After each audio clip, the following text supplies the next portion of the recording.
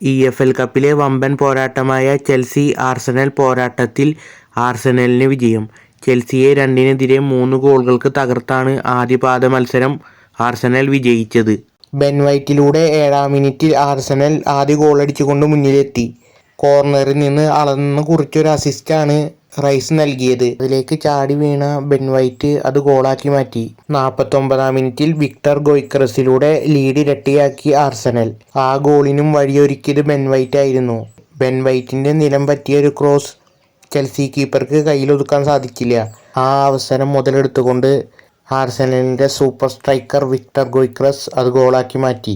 Argentinian super താരത്തിലൂടെ ഒരു goal മടക്കിയടിച്ച് Chelsea കളിയിലേക്ക് തിരിച്ചു വന്നു. 57-ാം മിനിറ്റിൽ ഗർനാച്ചോയാണ് ഗോൾ നേടിയത്. മത്സരം പുരോഗമിച്ചു കൊണ്ടിരിക്കുന്നതിനിടെ 71-ാം മിനിറ്റിൽ സുബിമെൻഡിയും കൂടി ഗോളടിച്ചപ്പോൾ 1-നെതിരെ 3 ഗോളുകൾക്ക് വ്യക്തമായ ലീഡ് പുലർത്തിക്കൊണ്ട് ആർസണൽ. സുബിമെൻഡിയുടെ ഈ ഗോളിന് വഴിവെച്ചത് വിക്ടർ ഗോയ്ക്രസ് ആയിരുന്നു. വിക്ടർ ഗോയ്ക്രസിന്റെ അസിസ്റ്റിലായിരുന്നു സുബിമെൻഡി ഗോൾ നേടിയത്.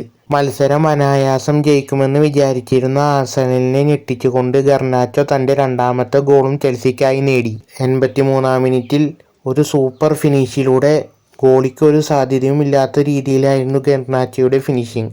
ശേഷിക്കുന്ന സമയം ഇരു ടീമുകൾക്കും ഗോളൊന്നും നേടാൻ പറ്റാത്ത സാഹചര്യത്തിൽ 2-നെതിരെ 3 ഗോളുകൾക്ക് ചെൽസിയെ തകർത്ത് ആർസണൽ EFL കപ്പിന്റെ ആദ്യപാദ മത്സരം വിജയിച്ചു.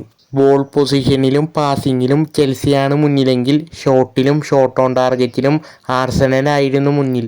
വളരെ ആവേശം നിറഞ്ഞൊരു പോരാട്ടമായിരുന്നു നടന്നത്. ചെൽസിയുടെ തട്ടകമായ സ്റ്റാംഫോർഡ് ബ്രിഡ്ജിലായിരുന്നു മത്സരം. ചെൽസിയുടെ തട്ടകത്തിൽ പോയാണ് ആർസണൽ തോൽപ്പിച്ചത്.